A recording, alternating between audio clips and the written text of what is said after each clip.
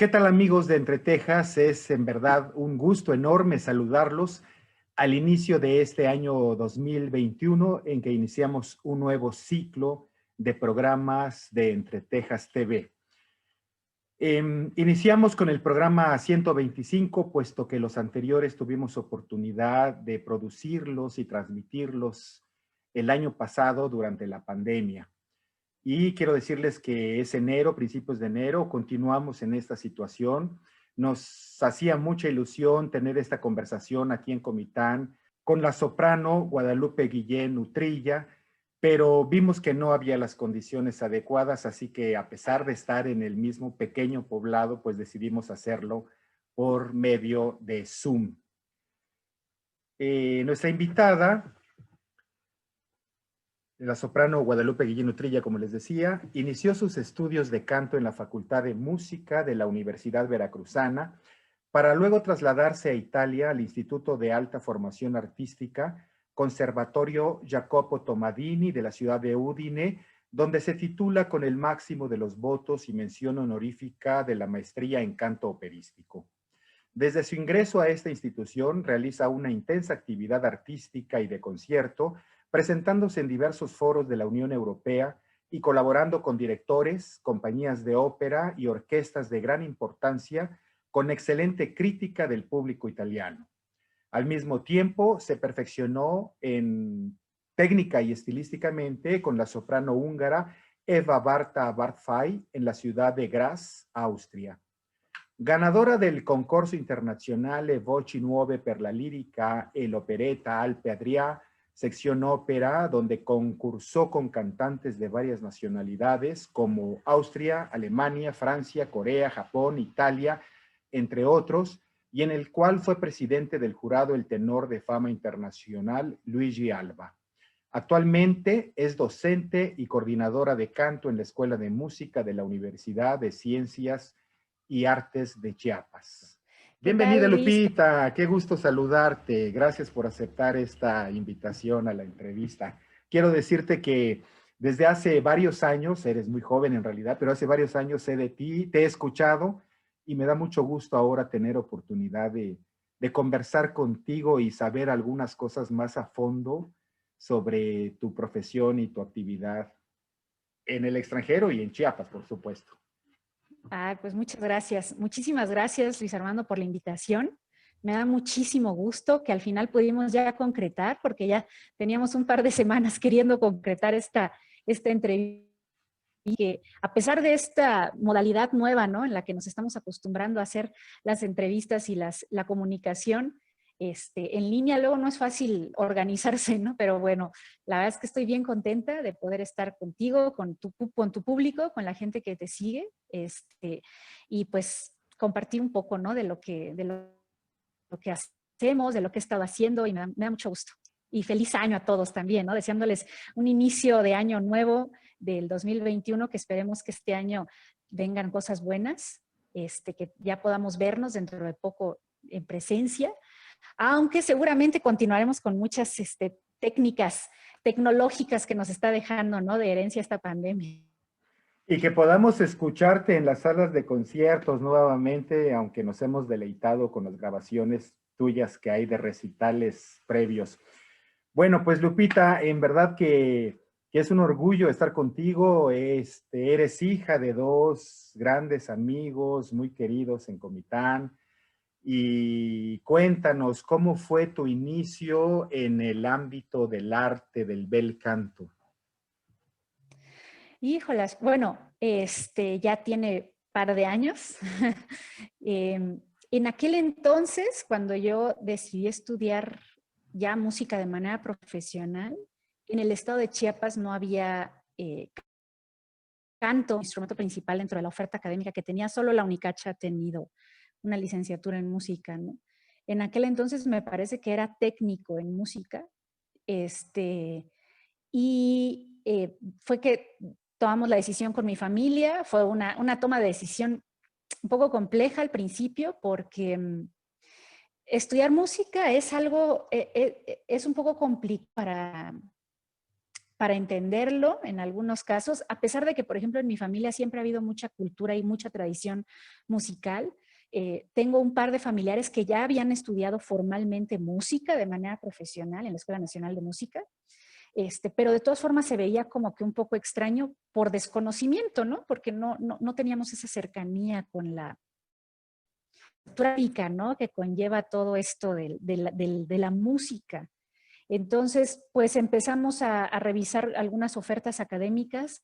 Yo le agradezco muchísimo siempre a un hermano de mi papá, que es de aquí de Comitán también. Bueno, mi familia es de aquí de Comitán, Jorge Guillén, que él fue el que me incentivó. Yo estaba muy jovencita y un día dije, es que yo sí quiero estudiar música, sí me quiero dedicar a eso, ¿no? Entonces, con todo esto en contra, ¿no? Un poco de que no hay oferta aquí, te tienes que movilizar. No conocemos cuáles son las ofertas que hay, más que un par de universidades en aquel entonces que solamente habían.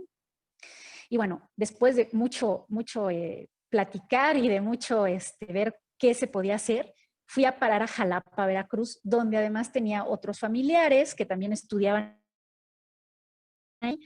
Ya sabes que comitecos hay en todas partes, entonces había también en Jalapa, en la Universidad Veracruzana, gente que estaba ya estudiando ahí, unos amigos muy queridos de aquí de Comitán, David García y Juan Carlos Bonifaz. Entonces ellos me dijeron, no, vente para acá, que aquí está muy bien. La verdad es que es una gran universidad, la Facultad de Música de mucha tradición, maestros. Y me encontré muy bien, una ciudad muy bonita, muy artística, muy cultural. Y ahí fue que empecé a estudiar. Primero empecé estudiando, la idea era irme a estudiar música, y yo lo que quería era estudiar piano porque era lo que había estudiado hasta ese entonces, ¿no? Nada más que la música tiene este rollo con la edad. Está un poco grande para desenvolver una carrera como pianista, ¿no? Entonces, pues no, no se puede, no es tan fácil, ¿no?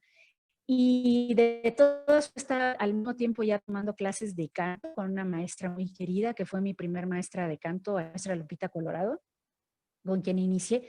Me empecé a sentir muy bien, las cosas empezaron a fluir. Cuando las cosas se van a dar, se van dando, ¿no? De una manera muy armoniosa. Entonces me encontré muy bien con ella bajo su cátedra, y fueron pasando los años, fue avanzando. Las cosas empezaron a dar de una manera muy natural también. Yo le doy mucho gracias a Dios también, porque muchas cosas se fueron dando así, de una forma muy armoniosa. Y bueno, de pronto ya en esta cuestión, los concursos que organizaba la misma Universidad Veracruzana con la Orquesta Sinfónica de Jalapa, bajo la dirección del maestro Carlos Miguel Prieto, él tenía esa iniciativa de hacer concursos internos para escoger, cada año escogían a 3 alumnos de la facultad para que participaran en los conciertos de temporada de la Orquesta Sinfónica de Jalapa. Y la orquesta, y además el maestro Carlos Miguel Prieto, que siempre tiene mucho foco, ¿no? Las puertas empiezan a abrir de manera igual, de manera muy natural, ¿no? Entonces, esa fue digamos que los inicios, ¿no? de estudiar música, que no es fácil tomar la decisión. Claro, pero tuviste el gran impulso familiar, que eso ayuda muchísimo.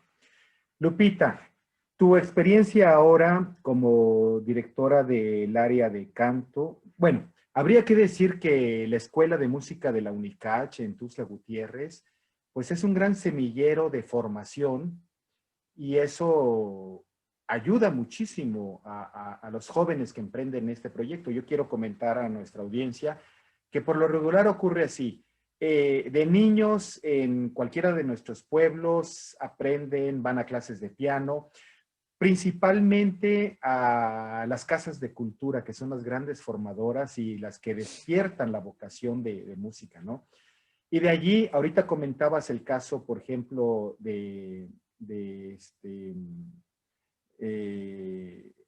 García, tu compañero, que fue alumno en la Casa de la Cultura, y luego decidieron optar por este camino profesional. Pero la escuela de música es el destino de la mayoría de personas que estudian música.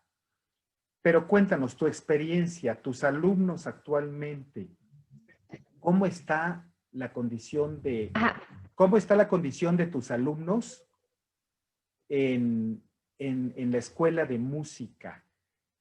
¿Qué ponderación puedes hacer? ¿Hay interés de los chiapanecos en general o de las chiapanecas para esto? ah, Estamos teniendo Se cortó problemas un con... poquito la última, sí, un poquito de problemas de conexión. ¿Me puedes Sí, repetir tantito lo último con, que acababas de con decir? mucho gusto. Que ¿Cómo harías la ponderación de la participación de los muchachos, de las muchachas, aprendiendo en la escuela de música y qué opciones hay para el canto? ¿Existe esta posibilidad de que desarrollen varios de ellos como profesión el bel canto? Fíjate que sí, la oferta educativa ha crecido mucho en toda la República y en el mundo. Eh, de haber, y fue muy rápido porque yo te estoy hablando de hace 20, 30 años, ¿no? 20 años más o menos, 25 años. Cómo ha crecido esta oferta educativa, no.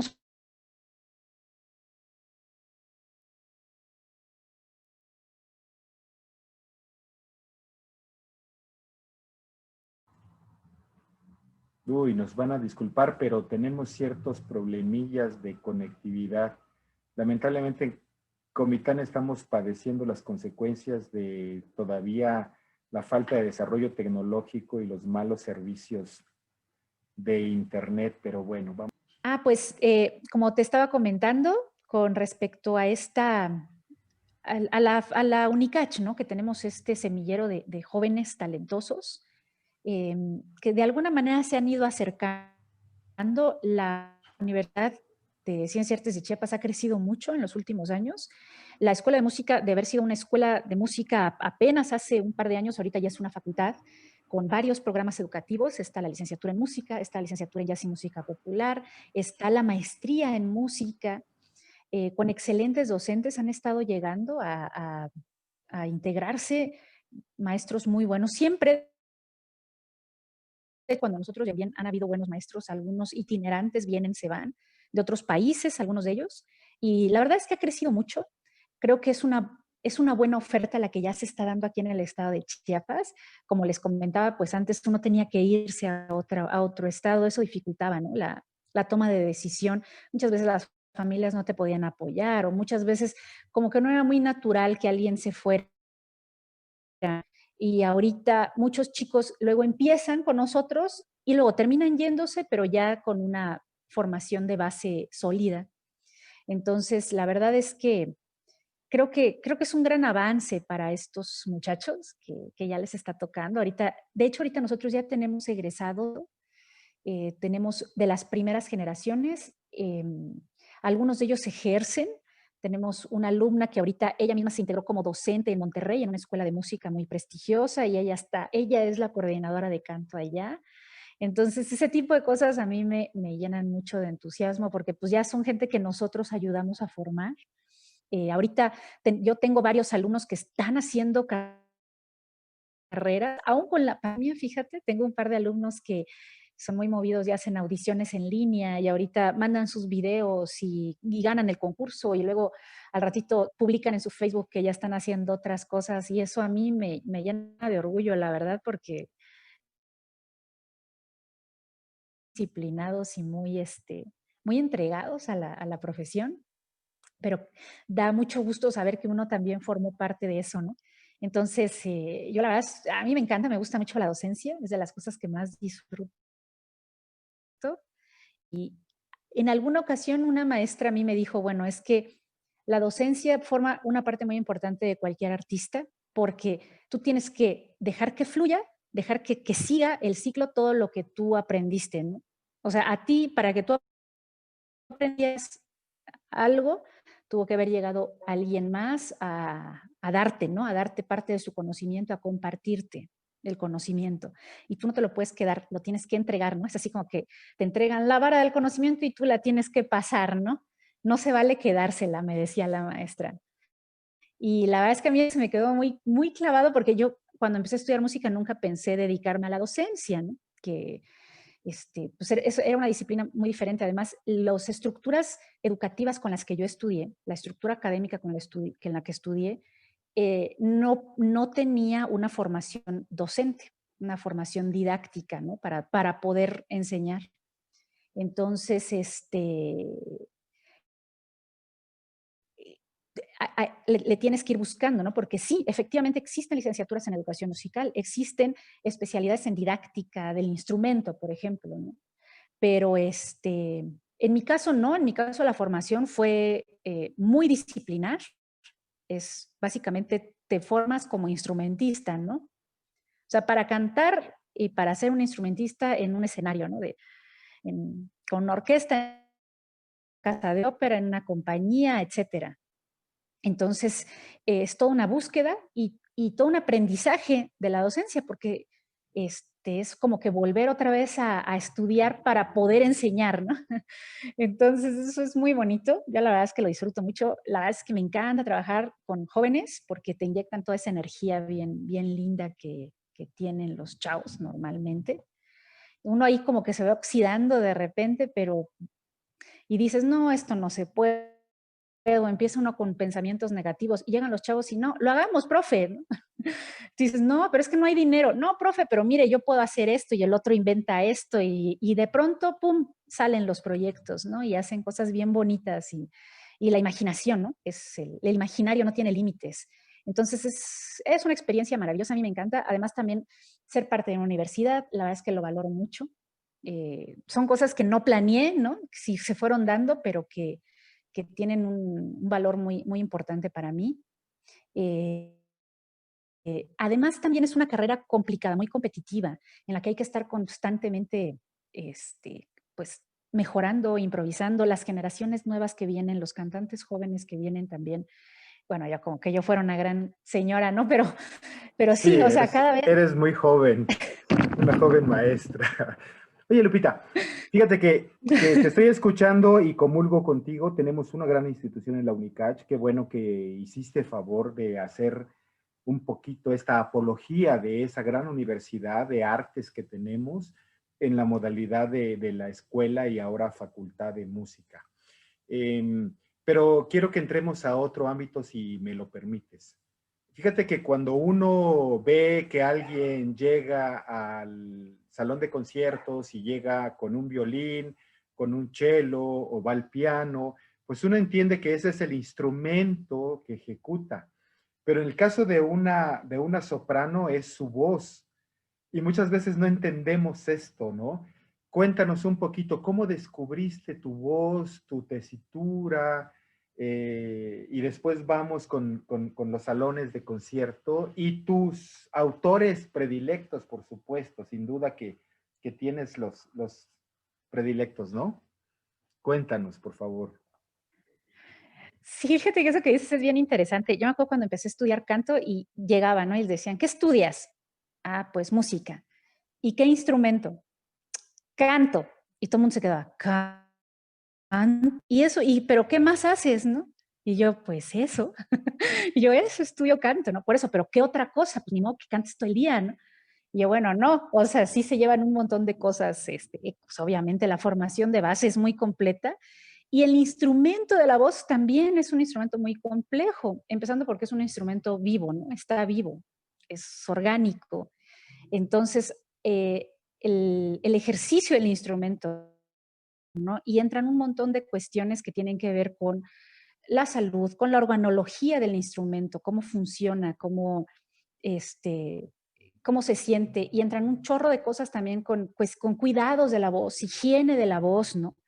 Porque pues no, básicamente no puedes salir a comprar un par de cuerdas nuevas, ¿no? Se estropean tus cuerdas y no puedes ir a la tienda como cualquier violinista, se compra un juego de cuerdas nuevas o lo lleva al laudero y el laudero pues, se los entrega nuevo, ¿no? Listo para que toque otra vez al concierto. Entonces aquí no, y empieza todo este rollo que te va, obviamente no es de un día para otro, ¿no?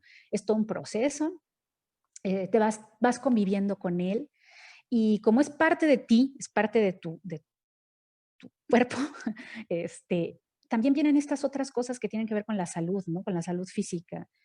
Una enfermedad obviamente recae sobre la voz, un embarazo recae sobre la voz, ¿no?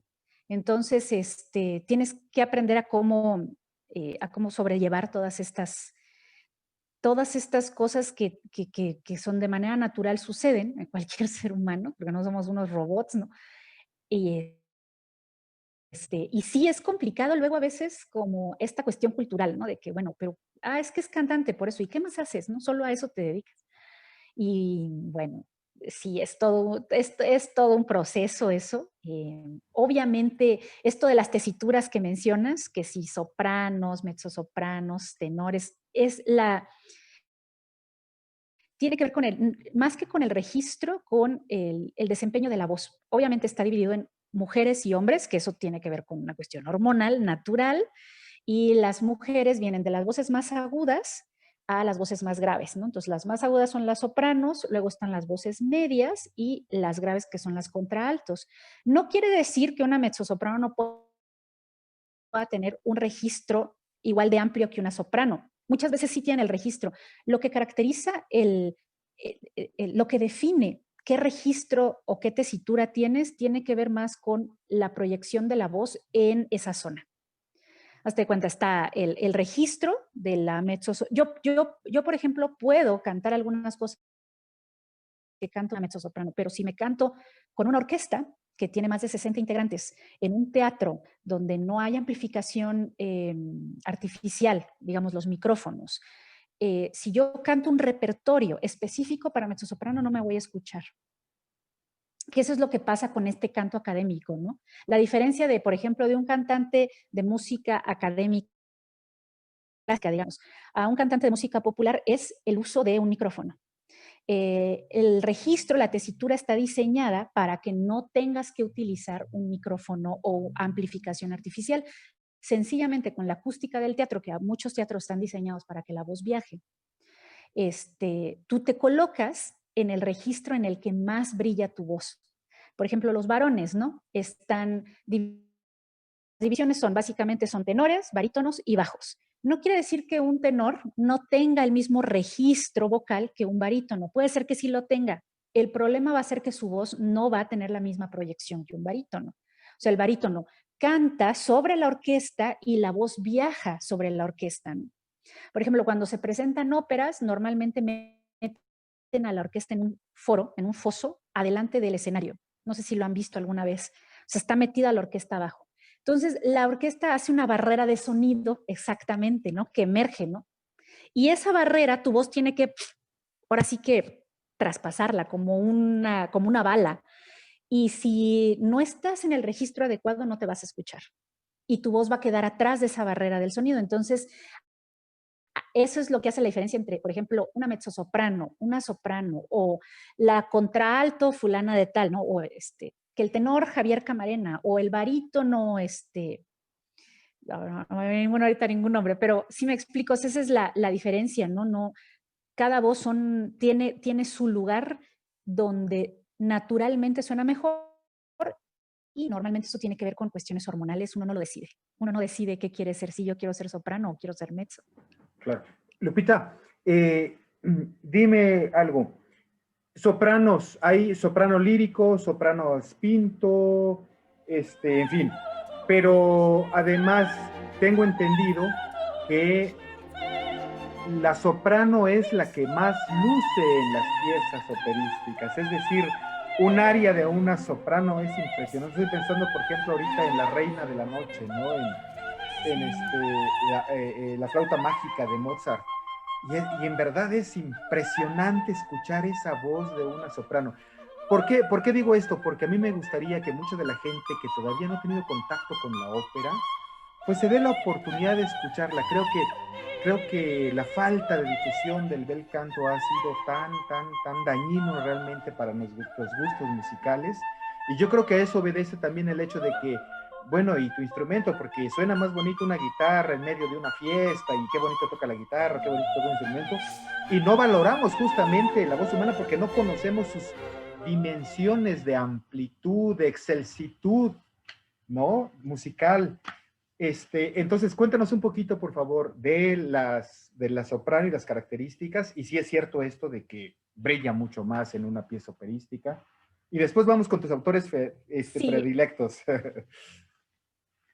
Ah, perfecto. Fíjate que es una pregunta bien, bien interesante porque, mira, sí es muy brillante. Y entonces hay una palabra bien chistosa, ¿no? Que es apantallador, ¿no? Que es, o sea, apantalla mucho. Es así como que, wow, qué bien canta esta, ¿no?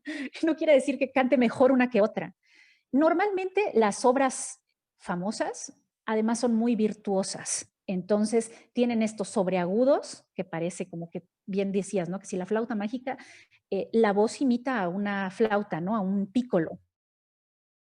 Hace todos estos estacatos en el cielo, donde la gente lo escucha y dice, wow, esto parece como de película de ciencia ficción, ¿no? Entonces, y muchos autores, muchos compositores, sobre todo, como bien mencionas, el bel canto es un periodo, ¿no? Es un periodo donde la voz surge, ¿no? Donde se le da mucha importancia a esta cuestión virtuosa, ¿no? Hermosa, esta, de la hermosura del sonido de la voz. Y muchos compositores elegían a las sopranos como personajes principales justamente por estas voces brillantes que brillan mucho y que se te quedan en la cabeza. Pasa lo mismo con los tenores, cosa que no sucedía antes, ¿no? Digamos, también fue una cosa como de moda. Tal vez 200 años antes, 100 años antes de este como fenómeno de la prima donna, ¿no? La famosa prima donna, ¿no? Es la voz principal, es el rol principal y normalmente eran sopranos líricos, líricos con buenos sobreagudos, porque al final toda la gente lo que quería era escuchar un do sobreagudo bien puesto y largo, largo, largo, largo, largo, largo, que termine con la orquesta, ¿no? Pasa lo mismo con los tenores, pero fíjate, 100 años antes, 200 años antes, no pasaba eso, ¿no? Los roles principales los tenían. En las voces de los varones eran las voces medias obscuras de barítonos y en las voces de las mujeres no había una definición tan drástica entre una mezzo y una soprano, ¿no? Eran roles femeninos que venían cantados por las dos y era como centro, buena pasta, etcétera, ¿no? Esto de los sobreagudos se da después y hasta la fecha, ¿no? Hasta la fecha es así como que, a ver quién canta más agudo, ¿no? Entonces, es bien fuerte. Muchos de los roles principales y de los más famosos, Traviatas, Norma, Gina de Rigoletto, todas estas, Madame Verdi, Butterfly, Suor Verdi sobre Angélica todo, ¿no? y Puccini, ¿no? Es así como Puccini, que claro.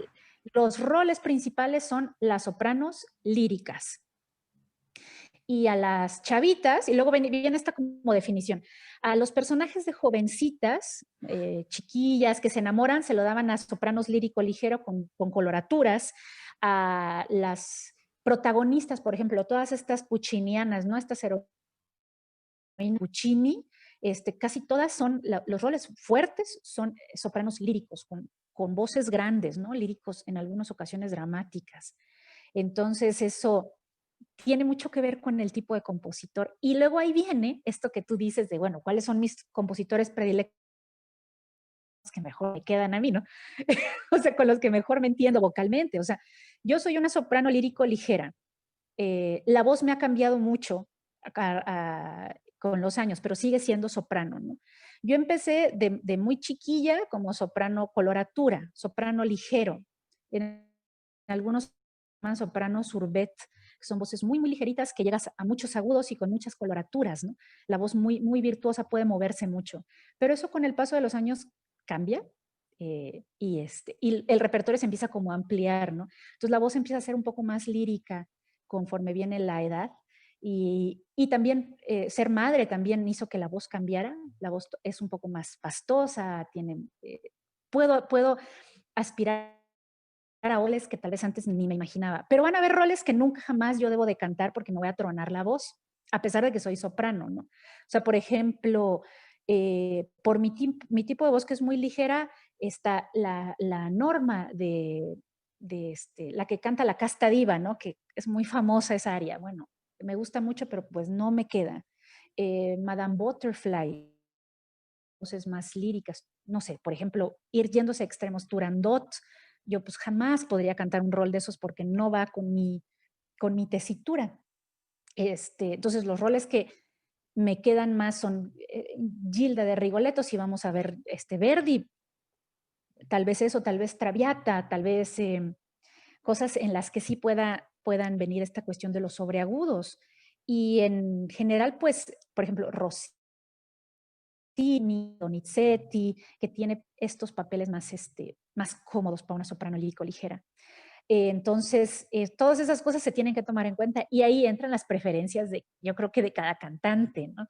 Porque, pues, claro, yo además hay compositores que probablemente yo no cante, pero me gustan mucho como Wagner y puedo apreciar perfectamente una tetralogía del Anillo del Nibelungo, aunque yo jamás vaya a cantar, bueno, tal vez podría yo cantar algún personaje del Oro del Rin, pero de esos personajes chiquitos, ¿no? Pero nunca podría cantar una valquiria, ¿no? Las valquirias, claro. Oye, Porque son Lupita, sopranos muy grandes, ¿no?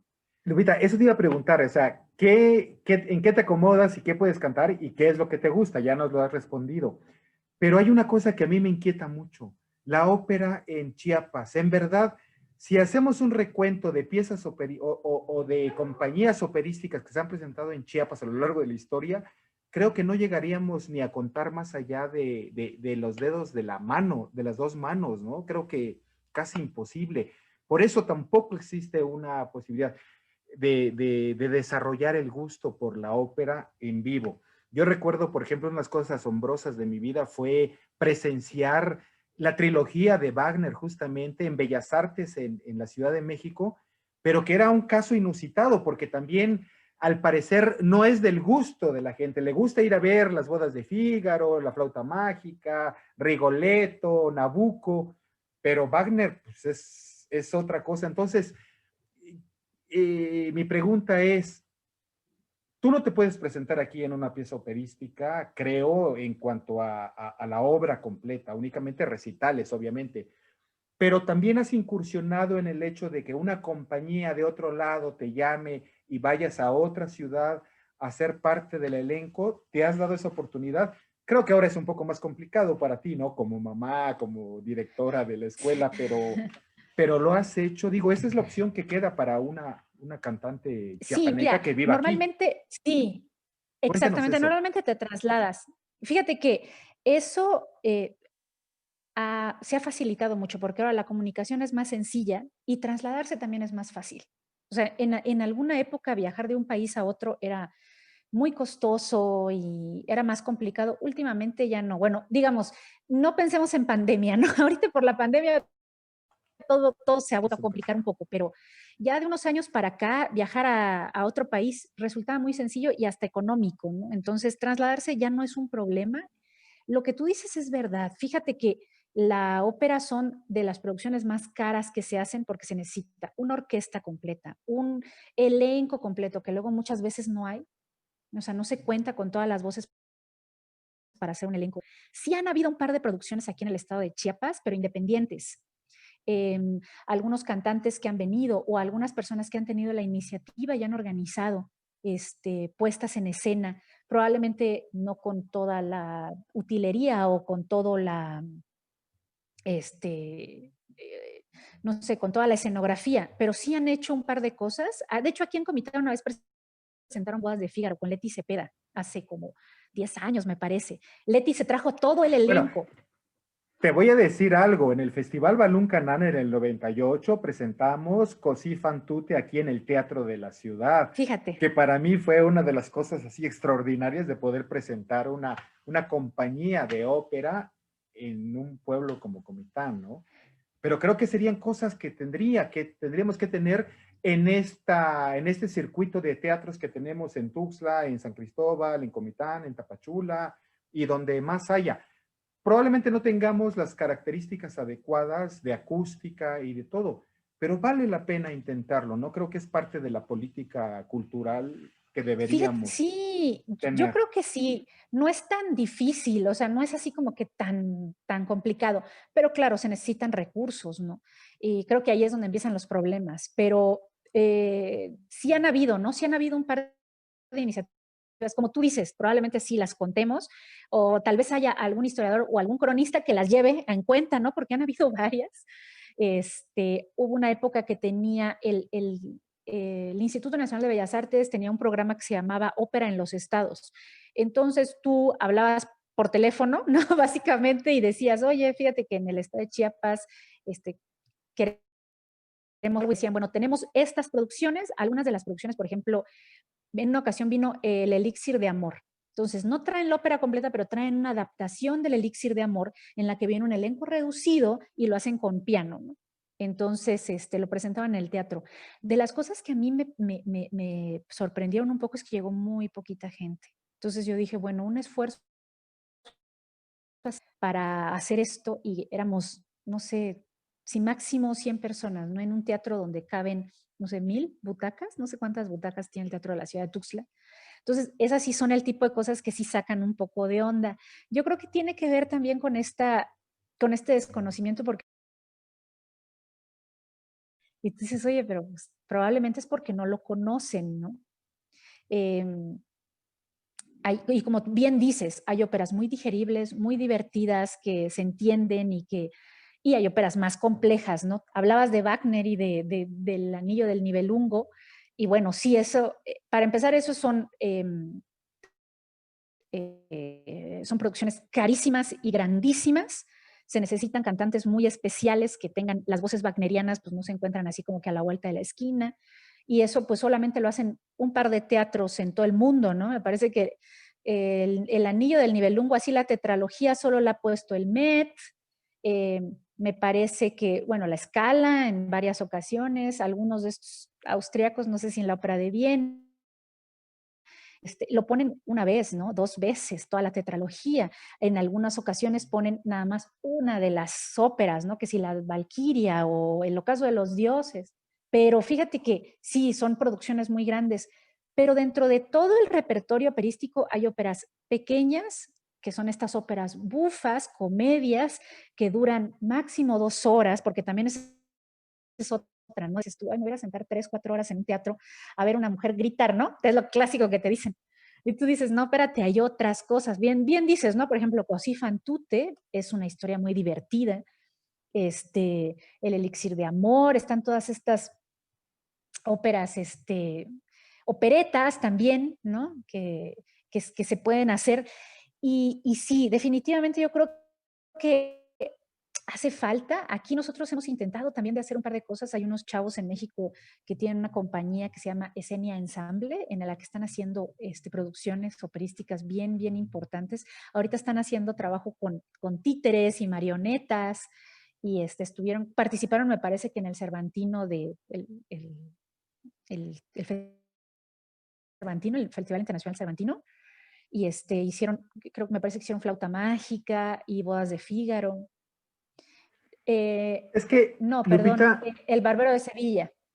yo creo que ese es el camino, ¿no? Que haya toda una estrategia de llevar los títeres representando piezas operísticas a las escuelas, a los parques, que haya pantallas donde se pueda ver también, que pasan los niños. A mí me ha tocado verlo aquí en la Casa de la Cultura de Comitán. Pasan los niños y de pronto ven en pantalla de YouTube inclusive, una representación de tango y se detienen a ver qué es eso, que no lo conocían y de pronto algo operístico, un concierto, creo que ahí está el gran trabajo también de la promotoría que tenemos que aprender a hacer, porque si no te vas preparando sensitivamente a escuchar la buena música, pues obviamente no te vas a ir a meter a un auditorio, como tú decías, a un teatro, a escuchar 2 veces, 2 horas, una música que no conoces ni comprendes. Pero si ya desde niño vas escuchando, te vas familiarizando, pues luego ya las cosas mejoran, ¿no? Exacto, sí, yo creo que sí. Es una labor educativa fuerte que yo creo que se está haciendo. Yo creo que sí se ha hecho, pero fíjate, hay algo bien interesante. En alguna ocasión hemos platicado con otros artistas de aquí del estado, gente muy talentosa, otros cantantes también que son de aquí de Chiapas. Y siempre, siempre sale este discurso, fíjate, siempre hablamos de esto, pero a mí una de las cosas que me llama mucho la atención es, por ejemplo, en alguna ocasión la Facultad de Música hacía los jueves de concierto. Todos los Mm. jueves se presentaba algún concierto temático, bien estructurado, bien hecho, ¿no? con buenos músicos, etcétera. Y llegaba mucha gente al Quid, ¿no? Que es un auditorio pequeñito, se llenaba y a veces quedaba gente afuera. Pero un día haciendo una observación, era la misma La gente. misma, claro. No hay O sea, nuevos auditorios.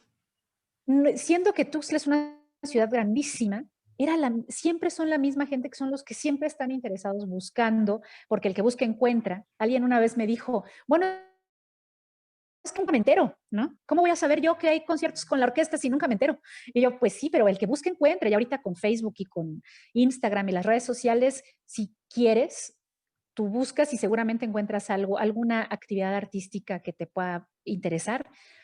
Pero eran los mismos, eran las mismas personas, las mismas familias. Yo conocí a un matrimonio de Tuxtla que no eran músicos, él era un doctor con su esposa, llegaban todos los jueves a los conciertos y llegaban a todos los conciertos que organizaba la facultad. En alguna ocasión hicimos estos festivales, el Pash Fest, que se hacía bianual, y llegaban a todos los conciertos.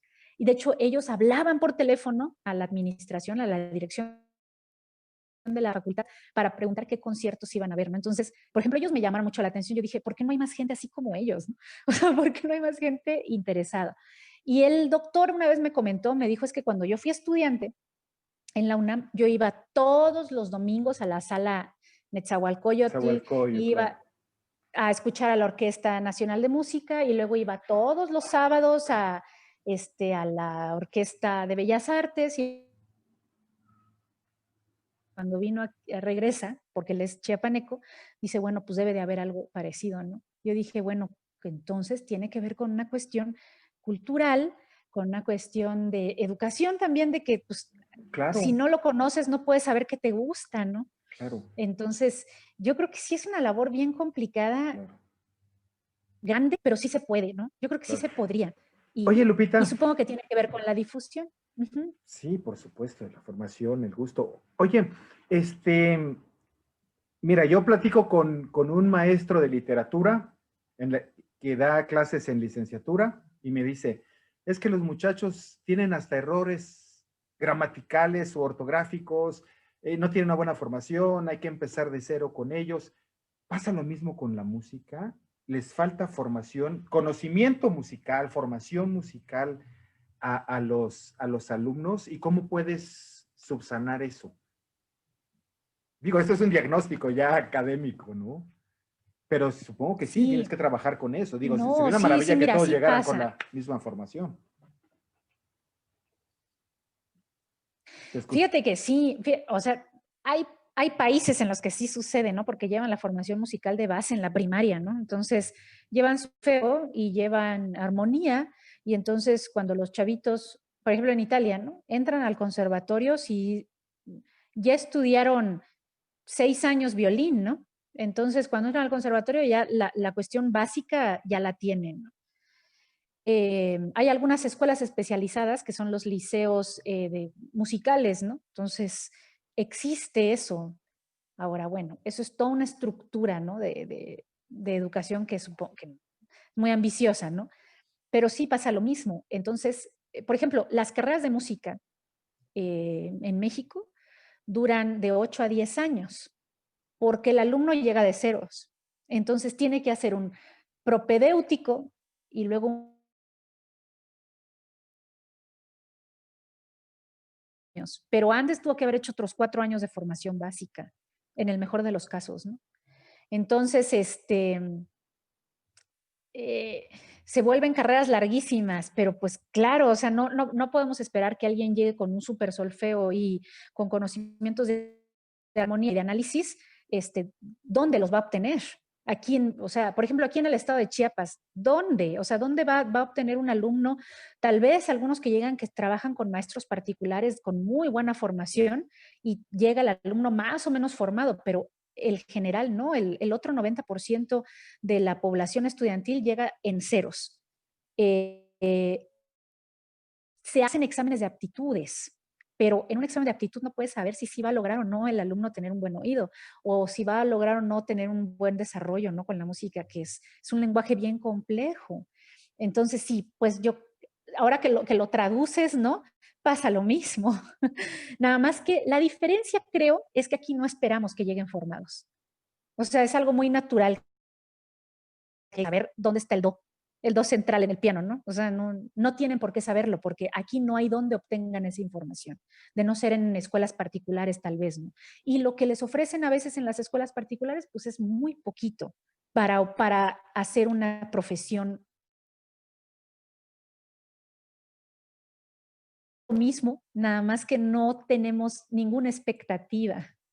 O sea, por ejemplo, llegan los alumnos, hacen un examen de admisión y yo no tengo expectativas. Lo que es más, cuando me llega un alumno cantando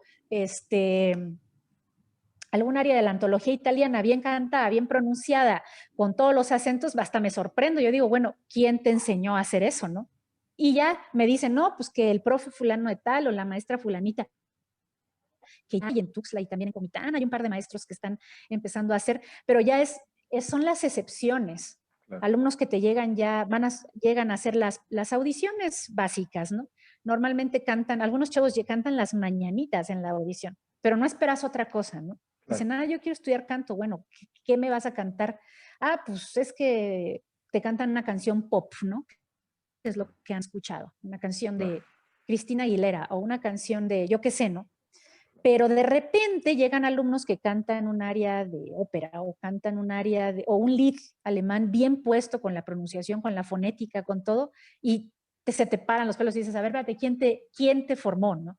O con quién te preparaste para venir a este examen. No, pues con fulanito. Y como en todos los casos son quienes ya llevan 2 pasos adelante, ¿no? También, por fortuna, y son privilegiados. Así es. Lupita, dinos, ¿cuántos alumnos aproximadamente hay en la licenciatura de canto que tú coordinas actualmente y cuántos egresados llega a haber en porcentaje? Digo, ha de ocurrir como en las universidades, ¿no? Entran 100 y salen 34, ¿no?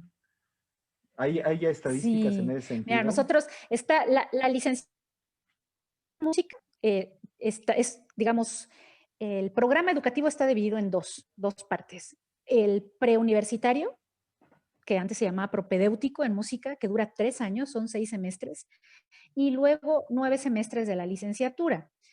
En el preuniversitario entran un montón. Cada año llegan un chorro de chicos, ¿no? Algunos con muy buenas voces. Por ejemplo, de 40 que entran, solamente, no sé, unos 7 pasan a la licenciatura. Esa generación, de la generación entera. Entonces, es mucha es muy fuerte, porque luego también a veces los chavos llegan con otras expectativas de lo que es el estudio de la música o del canto. Y bueno, cuando se topan con materias en las ¿no? Que no es nada más cantar, creo que ahí empiezan los problemas. Pero sí, es muy poquito. Por ejemplo, ahorita nosotros tenemos en total, entre el preuniversitario y la licenciatura en música, con instrumento principal canto, son 48 alumnos en total. Más o menos son, si no me falla ahorita la memoria, son como 20 alumnos que están en la licenciatura, que es poquito, o sea, en la licenciatura en música, la licenciatura en música tiene todos los instrumentos. Digamos, en la academia de canto, son como unos 20 y tantos alumnos y otros 20 y tantos en el preuniversitario. Pero la población del preuniversitario es súper flotante, entran y salen, entran.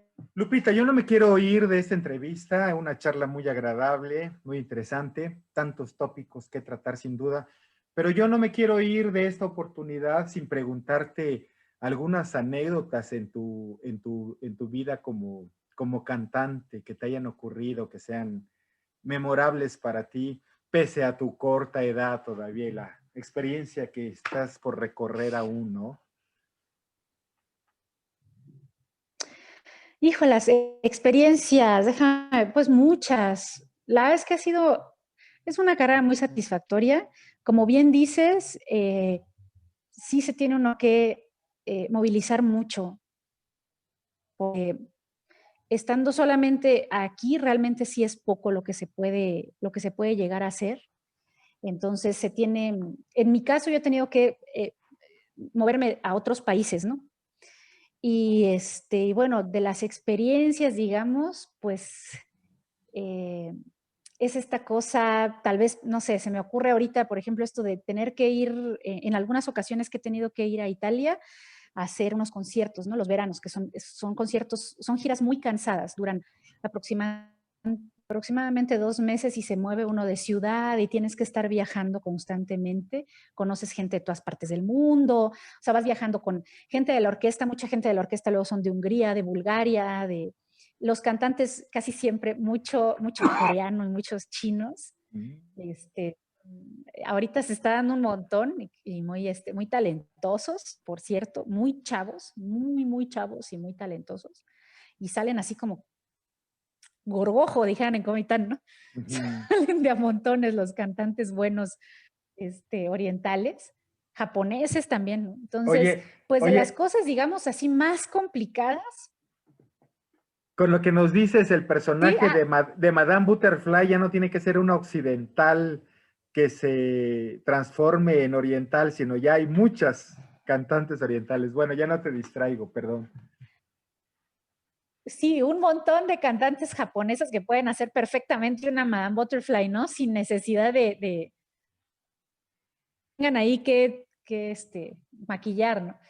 Pero te digo, de las cosas así más complejas es el rollo del jet lag. Hay gente que no le afecta mucho, pero a mí me afecta muchísimo, muchísimo. O sea, yo llego y mi horario biológico sigue en otro lado. Me sigo levantando en la madrugada así, perfectamente despierta. Entonces son de las cosas con las que yo batallo un montón. Yo sí tengo que ir a hacer un concierto de Europa, me tengo que ir por lo menos unos 10 días antes de que empiecen los ensayos, digamos, con la orquesta, o que empiecen los ensayos ya escénicos, ¿no? Si se va a hacer alguna puesta en una ópera, porque tardo un chorro en estabilizarme con el horario nuevo. Y la cosa del sueño es fuertísima porque cuestiones de alimentación, de a qué hora vas al baño, se mueve todo, ¿no? Entonces, son de las cosas que yo más le he batallado, y híjolas, de las cosas que más trabajo me cuestan. Tanto ir como regresar. O sea, ir obviamente porque además tengo que ir a trabajar y la presión es mucha. Entonces, además del estrés, los nervios de que no conoces a nadie, conoces al elenco el primer día del ensayo, entonces no te sientes como que en confianza, todo el mundo habla idiomas diferentes, entonces es así como que es muy estresante. Y a eso añádele el rollo de que no dormí nada, ¿no? O sea, yo en vela porque no he dormido nada y me da sueño a las 4 de la tarde, ¿no? A las 4 de la tarde yo lo que ya quiero es irme a dormir, pero a las 4 de la tarde empieza el ensayo con la orquesta, ¿no? Y la voz se afecta muchísimo cuando no tiene unos buenos patrones de sueño. O sea, cuando los patrones de sueño se intervienen, lo primero que lo resiente es la voz. En alguna ocasión yo creo que todos se han despertado en la mañana y sienten la voz aguardientosa. Bueno, ese término Claro, es porque claro. la laringe está completamente en otro lado y está lleno de flemas porque no has dormido nada, ¿no? Entonces imagínate tener flemas cuando tienes que cantar y la voz se tiene que escuchar como un pájaro, así un gorrión limpio, como cristal, y la voz está llena de flemas porque tienes 3, 4 días que no duermes, ¿no? Entonces, esas son de las cosas más difíciles, ¿no? O sea, esa movilización, yo la verdad, mis respetos para los cantantes que se la viven viajando, no sé cómo le hacen, yo creo que es una cosa de costumbre, porque es muy cansado, ¿no? Claro. Entonces, eso, y por ejemplo, de las otras cosas es esto de que conoces unos personajes maravillosos y fantásticos, el casi clásico cliché de estos cantantes que se la viven con la bufanda y tomando agua y por favor no fumen enfrente de mí porque me van a afectar, existe y Claro. pero porque les pasa. O sea, hay gente que yo conocí una vez a un tenor coreano de estos buenísimos ganadores de concursos y todo, con el que hicimos la gira, y él todos los días tenía una rutina de sueño como muy importante, viajaba con un humidificador de ambiente.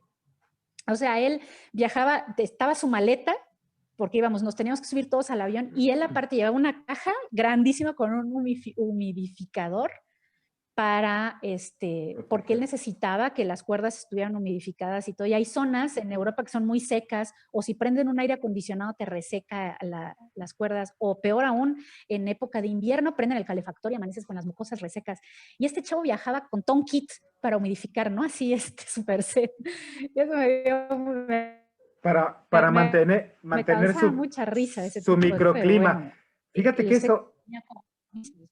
eso te iba a preguntar porque recuerdo que en las memorias del maestro Carlos Prieto y su chelo, me llama mucho la atención que viaja con su chelo a su diestro o siniestro, dependiendo, en los vuelos, ¿no? Tiene un lugar especial y todo eso. Y yo me imagino también a las cantantes y a las divas cuidándose con bufandas, cuidándose las subidas y bajadas del avión, los climas, los cambios de clima, por supuesto. Y ahora que me comentas eso, sí no sabía de este cantante coreano del humidificador, pues obviamente, o sea, es que a final de cuentas, como tú decías, el instrumento de alguien que lo lleva a reparar al laudero, pues ya queda listo y queda preparado, así sea un Stradivarius con todos los cuidados y todo eso, pero la voz humana, ese instrumento que tú posees, que tú has desarrollado, pues es sumamente frágil, ¿no? Ya me imagino que no en cualquier momento te puedes tomar un comitequito, un mezcal o un hielito o cosas así. Menos cuando estás en actividad, ¿no? Sí, no, y aparte, no, y fíjate que se da mucho de que cuando se hacen conciertos grandes, normalmente es de que, bueno, ya terminó el concierto o ya terminó esta temporada y entonces vámonos todos a cenar, ¿no? Y tú dices, no, yo ya me quiero ir al hotel a dormir porque mañana hay ensayo otra vez, ¿no? O mañana vuelo y luego tengo otro concierto. Entonces, aparte, si no vas, van a decir, ay, qué sangrona, que no pueda venir un ratito. Y tú dices, no, pues que yo ya me quiero ir a descansar y a tomar mi sopita de pollo, ¿no? O sea, no voy a ir a comer quién sabe qué cosas y mucho menos, por ejemplo, el alcohol es súper irritante, ¿no? O sea, tomarte, que digan, hay una copita de vino y tú dices, no, porque mañana tengo que cantar, ¿no? Entonces eso Bueno, es bien complicado para súper niños y irritante. sigas cantando como Plácido Domingo, por ejemplo, ¿no? Que ya Claro, está bien grande Plácido Domingo y él sigue cantando perfecto, ¿no? Pues claro, seguramente se cuida un chorro. claro. Oye, Lupita, ¿y cuáles son las compañías para las que trabajas? ¿A dónde te llaman? Ya como última pregunta. Fíjate que en Italia tengo es una asociación civil y una compañía. Es la Società Armonía, que es una de las orquestas y de las compañías que les tengo mucho cariño porque además me formé con ellos mientras fui estudiante. El director de la orquesta, Alfredo Barqui, siempre fue mi maestro, fue mi profe en el conservatorio, así que le tengo mucho, mucho aprecio. Es una de las compañías que siempre tiene, es una orquesta itinerante que hace sus temporadas en veranos. Casi todos los veranos hace o una gira de conciertos o montan una ópera, entonces es con las que principalmente tengo contacto. Y aparte, una compañía que se llama Udine Sipario que organiza espectáculos. Entonces, con ellos mantengo contacto hasta la fecha. He ido, en alguna ocasión iba cada año, luego se complica un poquito por los presupuestos que ellos tienen también. Y bueno, ahorita con la Michi, pues o sea, todavía no sé cómo voy a hacerle porque ya con bebé pues se complica, pero pues seguramente encontraré la manera de solucionar. Ahí tendrá que ir la bebé a las giras, ¿no? En algún momento. Entonces, esas son las dos principales compañías y asociaciones con las que yo trabajo. Las dos son italianas, son de la región del Friuli, Venecia, Giulia, que es donde viví, estudié. Son los contactos que tengo, digamos, ¿no? Hay un par de asociaciones más con las que a veces hay contacto, pero casi siempre con ellos se trabaja por medio de audición. Entonces hacen los proyectos, generan las audiciones, nos avisan, ¿no? Avisan a los cantantes con los que han trabajado y muchas de las audiciones ellos las hacen, prefieren hacerlas en vivo, entonces pues ahí automáticamente quedo fuera.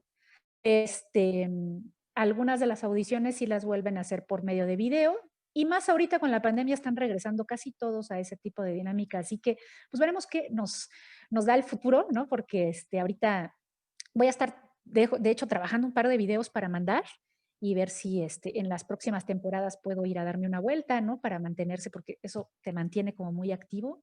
Este, Muchas veces alguien me decía, oye, pero es que ya entre el VIA y el S, porque te digo, ellos también, los italianos también han sufrido de recortes en sus presupuestos. Entonces, han recortado presupuestos, han desaparecido varias orquestas, también no sé en otras partes de Europa, pero al menos en Italia sí ha sucedido mucho eso. Eh, bueno, ahorita con la pandemia más, ha habido una crisis bien fuerte con la cultural, pero por ejemplo, en mi caso casi siempre viene este rollo. Entonces, a veces ellos te dan, oye, yo te voy a dar nada más el 70% del boleto o el 80% del boleto y el otro 30% tú te lo costeas y te pagan, ¿no? Sí, pagan bien allá. Obviamente con la transformación de la divisa, pues es un buen dinero en México, ¿no? Entonces sí vale la pena, ¿no? Hacer el viaje, tú lo inviertes eso del boleto, pero luego lo recuperas. Pero tiene, ¿no? O sea, tú dices, en alguna ocasión, por ejemplo, yo me acuerdo, la última vez que fui en esas condiciones fue en el 2014, si mal no recuerdo, en el que todo pagado, ¿no? Pero de ahí, conforme iban pasando los años, iban pasando este tipo de cosas, ¿no?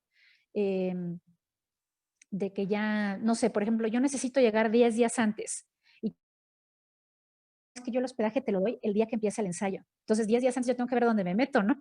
Lo bueno es que tengo amigos y algunos conocidos con los que pues vas y dices, bueno, me quedo en casa de mi amiga, me quedo en casa de esta persona, pero antes no, antes sí te decían, tú decías, mis necesidades son como que, digo, esta es esta, ¿no? Necesito estar 10 días antes para adecuarme al horario, etcétera, y cumplían con esos requisitos.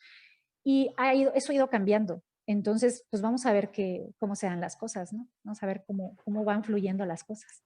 Claro. Lo que a mí me parece maravilloso es que en buena medida eres pionera y ya veré después una retahíla de tus alumnos y alumnas tras de ti que irás cargando para las compañías al extranjero y esa bebé que seguramente seguirá los pasos de los papás porque ambos son extraordinarios músicos. Pues, Lupita, muchísimas gracias. Ha sido un enorme placer platicar con la soprano Guadalupe Guillén Utrilla y ojalá tengamos oportunidad pronto de escucharte nuevamente en las salas de concierto y muchas felicidades por el trabajo que también realizas, que me parece sumamente generoso, de compartir desde la academia tus conocimientos con los muchachos y muchachas chiapanecos, ¿no? Cuídate mucho, que estés bien. Sí, sí, sí, pues gracias a ti, Luis, muchas gracias a toda tu gente, a tus seguidores. Les mando un abrazo fraternal, esperamos vernos pronto, esperamos que ya pronto Claro, nos veamos físicamente, ¿no? Y si se puede en una sala de concierto, pues ni cosa mejor. claro. Y muchas gracias a ustedes que nos acompañaron en este primer programa de este nuevo ciclo de Entre Tejas TV que iremos transcurriendo durante el 2021. Que estén bien, cuídense mucho. Hasta la siguiente oportunidad de estar con ustedes. Gracias.